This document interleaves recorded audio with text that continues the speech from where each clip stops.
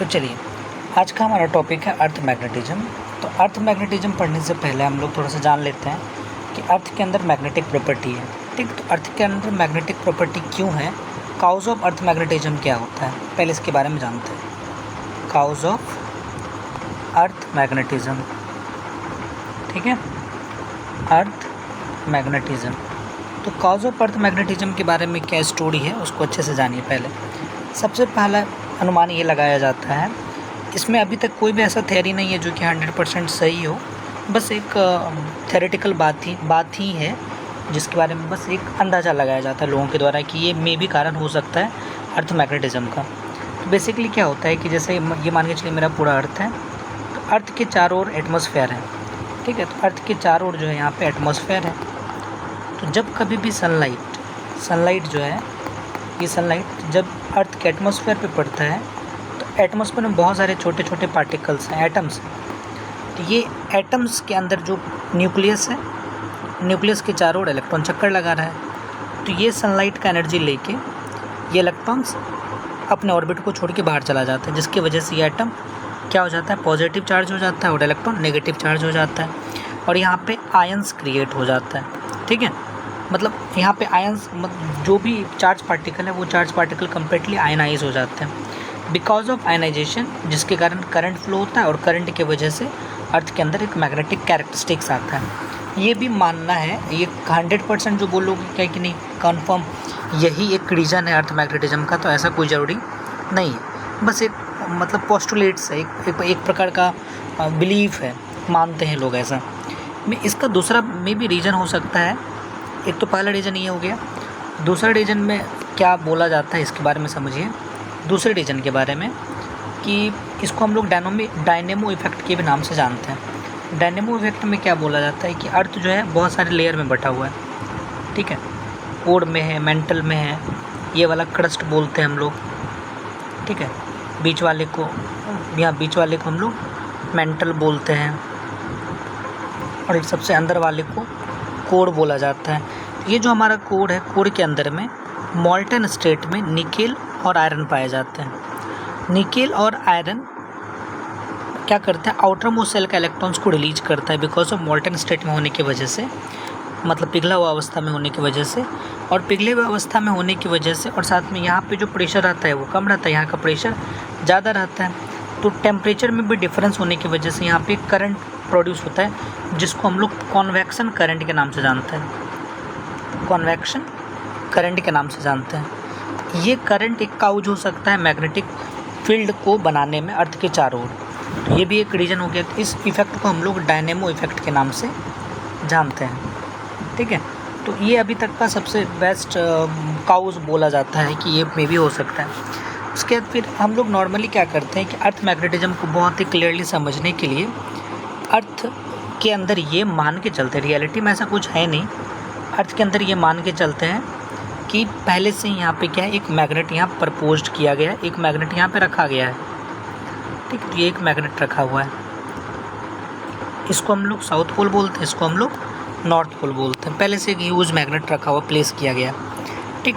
तो ये वाला जो पोल है, ये जो पोल है इसको हम लोग मैग्नेटिक नॉर्थ बोलेंगे क्योंकि मैग्नेट का पोल है ना, ये मैग्नेटिक नॉर्थ कहलाएगा। और ये वाला जो पोल है इसको बोलते हैं हम लोग मैग्नेटिक साउथ बोलते हैं, इसको मैग्नेटिक साउथ बोलते हैं, ठीक है। और ये दोनों पोल से जो लाइन पास करेगा इसको हम लोग बोलते हैं मैग्नेटिक एक्सिस, मैग्नेटिक एक्सिस बोलते हैं, ठीक है। ये बात मेरे ख्याल से पूरा क्लियर हो गया होगा आप लोगों को। अब आगे बढ़ते हैं हम लोग अगले में, ठीक। तो ये तो कोई डाउट नहीं होना चाहिए इसके अंदर। फिर यहाँ पे अगर हम बात करते हैं अगले कंसेप्ट पे कि फिर एक यहाँ पे क्या बनाते हैं, मैग्नेट बनाते हैं। और हम लोग बेसिकली क्या जानते हैं कि नॉर्थ साउथ होता है ना, तो जैसे कि ये है तो हम लोग जानते हैं ये वाला क्या है, नॉर्थ है, और ये वाला क्या है, साउथ है। तो ये ज्योग्राफी में हम लोग ऐसा पढ़ते हैं। और इधर वाले को हम लोग बोलते हैं ये ईस्ट है और ये वाला वेस्ट है। तो ये जो नॉर्थ है तो इसको हम लोग ज्योग्राफिक नॉर्थ बोलते हैं, इसको हम लोग ज्योग्राफिक साउथ बोलते हैं। तो ये क्या है यहाँ पे, जियोग्राफिक नॉर्थ है, ये वाला क्या है, जियोग्राफिक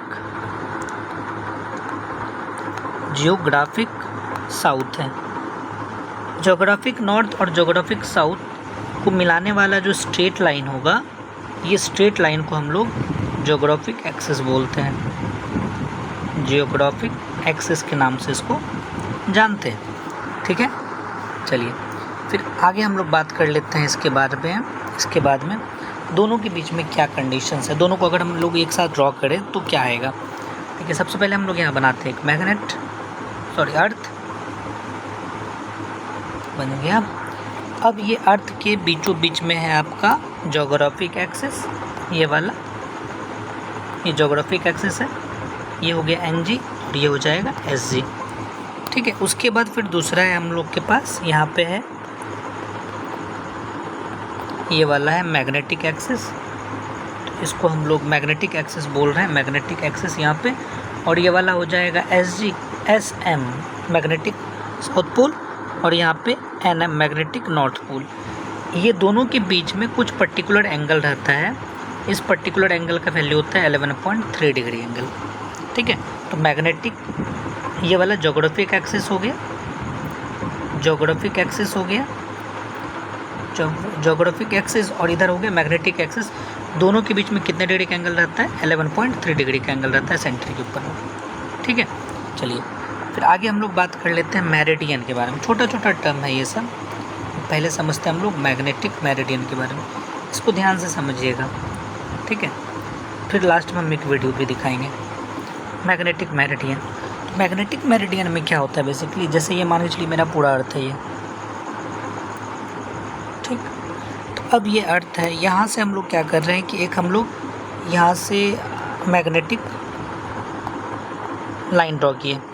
तो एक्चुअल में अर्थ जो होता है ना वो 3D शेप में होता है, जैसे बॉल रहता है ना वो उस शेप में रहता है। तो यहाँ से एक प्लेन पास करेंगे, यहाँ से एक प्लेन पास करेंगे, समझे। ये प्लेन जो होगा, इस प्लेन को हम लोग नाम देंगे, 2D में बना रहे इसलिए ऐसा बन रहा है। तो ये जो प्लेन होगा, ऐसा ऐसा बहुत सारा प्लेन पास कर सकता है ना, ऐसे में इस पॉइंट से ऐसे ऐसे बहुत सारे प्लेन्स को हम लोग यहाँ से पास कर सकते हैं इस पॉइंट से। ठीक है, बहुत सारा प्लेन पास हो सकता है इस पॉइंट से, देखिए ना। ठीक, बहुत सारा और भी बहुत सारे पॉइंट्स को प्लेन को पास कर सकते हैं इस पॉइंट से। तो अनगिनत प्लेन को पास किया जा सकता है इस लाइन से। ठीक है, तो ये जो जितने भी प्लेन्स बनेंगे, इस प्लेन्स को क्या बोलेंगे हम लोग? मैग्नेटिक मेरिडियन बोलेंगे। ठीक, याद रहेगा। A vertical plane passing through magnetic axis, एक ऐसा वर्टिकल प्लेन जो कि मैग्नेटिक एक्सिस से पास कर रहा हो, उसको हम लोग मैग्नेटिक मेरिडियन के नाम से जानते हैं। ठीक, फिर आगे बढ़ते हैं हम लोग। इसके बाद समझ में नहीं आएगा तो हमको प्लीज़ बोल दीजिएगा कमेंट में, तो हम उसको फिर से दोबारा समझा देंगे। उसके बाद फिर है ज्योग्राफिक मेरिडियन।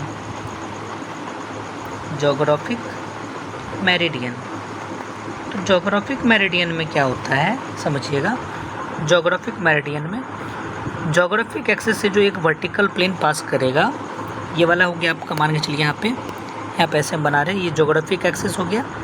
इससे जो एक वर्टिकल प्लेन पास कर रहा है, इसको हम लोग बोलते हैं ज्योग्राफिक मेरिडियन, इसको हम लोग बोलेंगे ज्योग्राफी। ऐसा ऐसा तो बहुत सारा प्लेन पास कर सकता है इससे। ठीक है, तो ये जितने भी प्लेन होंगे इसको क्या बोला जाएगा? ज्योग्राफिक मेरिडियन बोला जाएगा।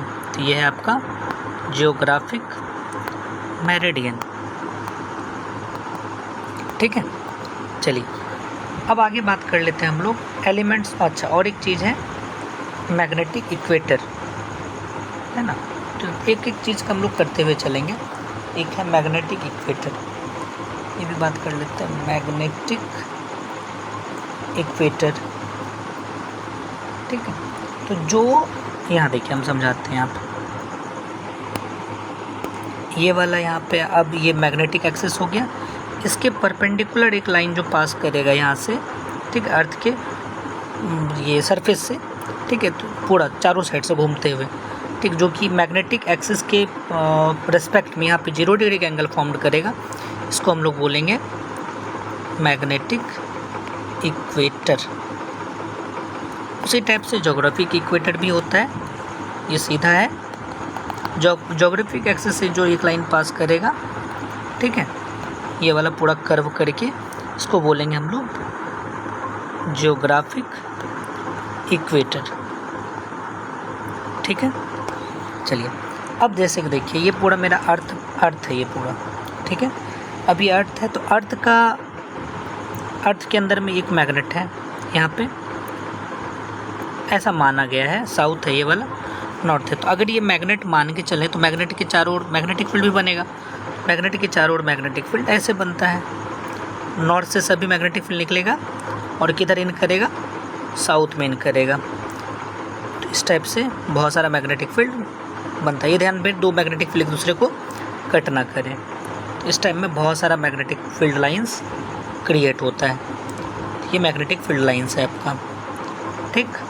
चलिए तो ये टोटल जितना भी अभी हम बताएं आपको मैग्नेटिक फील्ड लाइंस है, ये वाला ऊपर वाला। चलिए अब नेक्स्ट चलते हैं हम लोग, और भी बहुत सारा छोटा छोटा चीज़ है इसके अंदर में। तो ये जो हम बताना था बेसिक चीज़ तो हो गया। अब आते हैं हम लोग एलिमेंट्स ऑफ अर्थ मैग्नेटिज्म, ठीक, जो कि एग्ज़ाम में आता है। Elements of earth magnetism. Earth magnetism का एलिमेंट क्या होगा, यहाँ पे एक ऑब्जेक्टिव क्वेश्चंस बन सकता है। पहला अर्थ तीन अर्थ मैग्नेटिज्म है element of earth. Elements of earth magnetism क्या होता है कि अर्थ की किसी भी जगह पे रहिए, वहाँ का किसी अर्थ के सरफेस के किसी पॉइंट पे आपको अगर मैग्नेटिक स्ट्रेंथ मेज़र करना है तो हम लोग ये तीन एलिमेंट का यूज़ करते हैं। ये तीन के हेल्प से हम लोग वहाँ का अर्थ का मैग्नेटिक स्ट्रेंथ पता करते हैं। डेट्स वाई इसको एलिमेंट्स ऑफ अर्थ मैग्नेटिज्म बोला जाता है। तो पहला है यहाँ पे एंगल ऑफ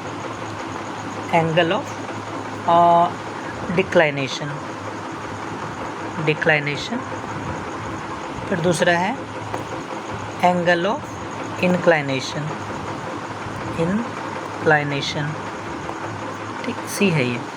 फिर तीसरा है हॉरिजेंटल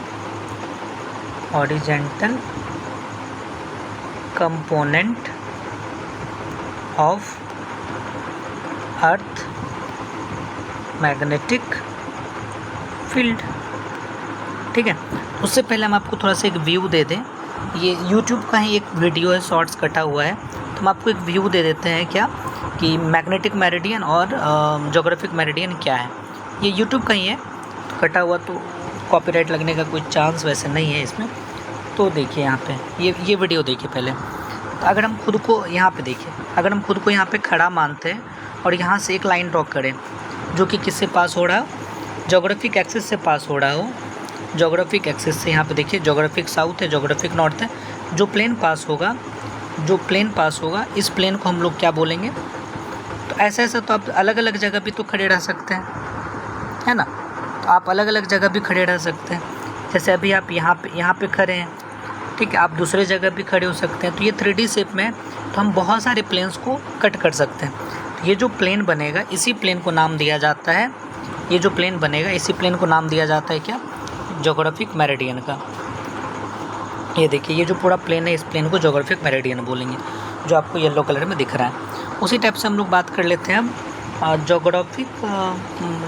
मैग्नेटिक मेरिडियन का। ये देखिए मैग्नेटिक नॉर्थ है, मैग्नेटिक साउथ है। देखिए मैग्नेटिक नॉर्थ है, मैग्नेटिक साउथ है। इसके बीचों बीच जो प्लेन पास हुआ है, अब आदमी का लोकेशन अलग अलग जगह हो सकता है, बट प्लेन जो पास होगा मैग्नेटिक नॉर्थ मैग्नेटिक साउथ से जो प्लेन पास होगा, इस प्लेन को हम लोग मैग्नेटिक मेरिडियन के नाम से जानेंगे, ठीक। मैग्नेटिक मेरिडियन है ये, क्लियर है। चलिए अब बात कर लेते हैं हम लोग एंगल ऑफ डिक्लाइनेशन के बारे में। देखिए यहाँ पे ये क्या है, देखिए समझिए। तो ये जो येलो वाला था, ये येलो वाला है मैग्नेटिक, येलो वाला जो है ये मैग्नेटिक ज्योग्राफिक मेरिडियन है, और ग्रीन वाला जो है ये मैग्नेटिक मेरिडियन है। तो दोनों प्लेन के बीच का जो एंगल होगा, इसी एंगल को हम लोग बोलते हैं एंगल ऑफ डिक्लाइनेशन। तो आप किसी भी अर्थ के किसी भी सरफेस पर रहिए, यहाँ पे रहिए इस पॉइंट पे, ठीक है। इस पॉइंट पर रहने के बाद जिस पॉइंट पे अभी हम बेसिकली बात कर रहे हैं ना, बस साइड में थोड़ा सा जहाँ अफ्रीका वाला पोजीशन है, अगर हम यहाँ पे रहेंगे, यहाँ से एक मैग्नेटिक मेरिडियन और ज्योग्राफिक मेरिडियन ड्रॉ होगा, और उसके बीच का जो एंगल होगा उसको बोलेंगे एंगल ऑफ डिक्लाइनेशन, ठीक। चलिए तो अब हम लोग बात करते हैं आगे इसके बारे में। तो इसी चीज़ को अगर हम लोग ऐसे बनाएं, पहला क्या था, एंगल ऑफ डिक्लाइनेशन के बारे में बात कर रहे थे हम लोग। तो यहाँ पे जैसे मान के चलिए ये है अर्थ है, ये मान के चलते हैं। तो अर्थ का कहीं पे यहाँ पे हम खड़े हैं, ठीक है।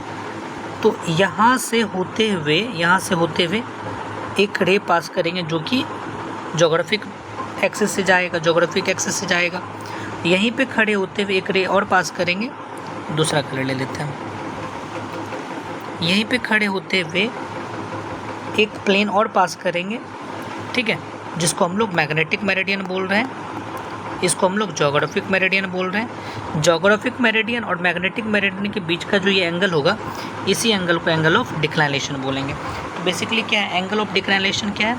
It is the angle between magnetic meridian and geographic meridian at a point. मान के चलिए वो पॉइंट ये है, अगर हम ऊपर से देख रहे हैं इसको, तो यहाँ पे एक मेरिडियन, एक ऑब्जेक्ट बनाते हैं, एक प्लेन बनाते हैं ऐसा वाला, और दूसरा प्लेन हम लोग यहाँ पे बना रहे हैं ऐसे, इसी में यहाँ से ऐसे, ठीक है। तो ये दोनों प्लेन के बीच का जो एंगल होगा, इसी बात को बोलते हैं हम लोग, क्या बोलते हैं? एंगल ऑफ डिक्लाइनेशन, ठीक है। ये मेरे ख्याल से क्लियर हो गया होगा। चलिए अब आगे बात कर लेते हैं हम लोग एंगल ऑफ इंक्लाइनेशन के बारे में।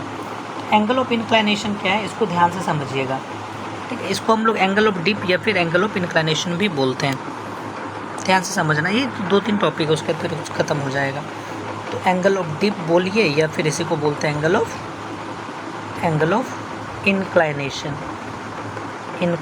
पहले हम इसका डेफिनेशन लिख दें, फिर आपको समझ में आएगा। तो द एंगल बिटवीन, बड़ा इजी डेफिनेशन है इसका। द एंगल बिटवीन, यहाँ से आपका ऑब्जेक्टिव क्वेश्चन आ सकता है। द हॉरिजेंटल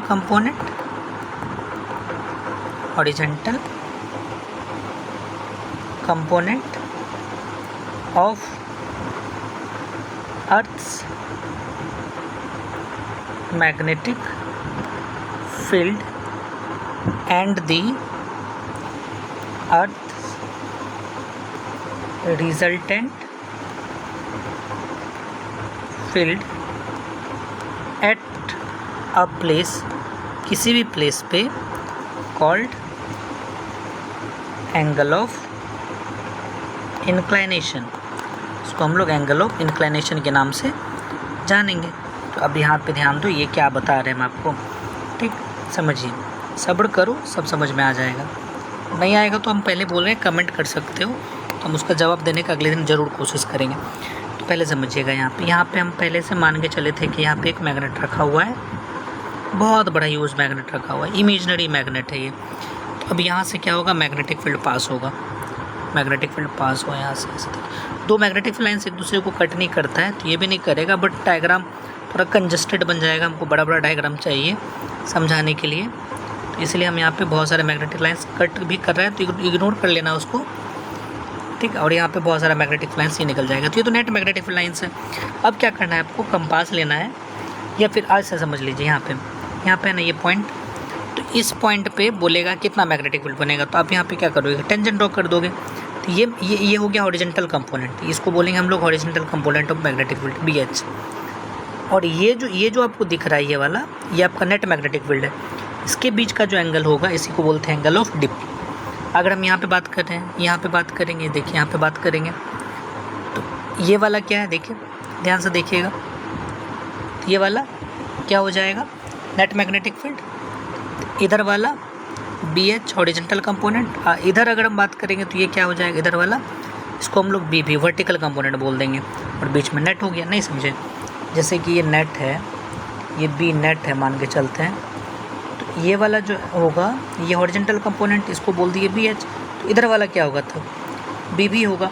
तो B नेट और BH के बीच का जो एंगल होगा, इसी को बोलेंगे एंगल ऑफ डिप। इसमें क्या खास बात है, ये देखिए, BH बराबर क्या लिखिएगा, B नेट को हम लोग मान के चलिए B लिख देते हैं, तो B cos थीटा, BB को क्या लिखिएगा, B sin थीटा, ठीक है, जिधर थीटा उधर cos, तो BH बाई BB या फिर BB बाई BH कर दीजिए, BB बाई BH बराबर क्या लिखेंगे यहाँ पे, B sin theta by B cos theta, BB क्या हो गया, ख़त्म। तो tan थीटा बराबर क्या लिखेंगे, BB बाय BH। तो एंगल ऑफ इंक्लाइनेशन का जो फॉर्मूला आएगा, क्या लिख सकते हैं इसको, tan inverse BB by BH। बहुत इंपॉर्टेंट है ये भी एग्जाम में आता है। तो अगर आपको यहाँ पे बोला जाएगा, यहाँ आप देखिए इक्वेटर वाला पोर्शन है ना, ये वाला दिखे ना, लगभग इक्वेटर की सीध में जा रहे हैं हम लोग, ये मैग्नेटिक फील्ड है, यहीं पे आ जाते हैं। इसके सीध में जा रहे हैं तो यहाँ से हमको एक हॉरिजॉन्टल कंपोनेंट ड्रॉ किया, यहीं से आपका नेट मैग्नेटिक फील्ड है, दोनों के बीच का एंगल लगभग 0 डिग्री है, 0 डिग्री है। तो उस कंडीशन में यहाँ पे कितना डिग्री एंगल बन रहा है, 0 डिग्री का। अब फिर यहाँ देखिए, यहाँ पे नेट मैग्नेटिक फील्ड ऐसे जा रहा है, नेट मैग्नेटिक फील्ड ऐसे जा रहा है, हॉरिजॉन्टल कंपोनेंट तो ऐसे रहेगा हमेशा, इसके बीच में कितना डिग्री एंगल बना, 90 डिग्री का। तो ये दोनों बात याद रखना। यहाँ पे भी देखिए, नेट मैग्नेटिक फील्ड ऐसे जा रहा है, हॉरिजॉन्टल कंपोनेंट ऐसे जाएगा, दोनों के बीच में कितना डिग्री एंगल बना, 90 डिग्री का। तो जो पोल होगा, पोल पे एंगल ऑफ डिप या फिर angle of inclination, angle of dip या फिर एंगल ऑफ इंक्लाइनेशन, इंक्लाइनेशन ये कितना होगा, 90 डिग्री होगा। बट इक्वेटर पे अगर बात करेंगे, इक्वेटर के किसी भी पॉइंट पे, तो एंगल ऑफ डिप कितना होगा, 0 डिग्री या फिर एंगल ऑफ इंक्लाइनेशन 0 होगा। तो ये दोनों बाइंड में याद रखना है आप दोनों को, दोनों चीज़ को, ठीक। ये बात, दूसरा बात हो गया। तीसरा कंपोनेंट था horizontal component of earth magnetic field, horizontal component of earth magnetic field. Horizontal component of earth magnetic field में क्या आएगा, देखिए अभी जस्ट लिखे थे, BH बराबर क्या होता है, B cos थीटा, इसी को बोला गया horizontal component of earth magnetic field. तो ये भी बहुत ज़्यादा ही ज़रूरत है। तो उसके अलावा इसमें और कुछ बिहार बोर्ड में नहीं रहेगा इस टॉपिक के अलावा, तो आपको रिवाइज कर लेना अच्छे से। और डायमैग्नेटिक, पैरामैग्नेटिक और फेरोमैग्नेटिक, उसका एक अलग वीडियो रहेगा, तो हम उसको अगली वीडियो में डील करेंगे, ठीक है। तब तक के लिए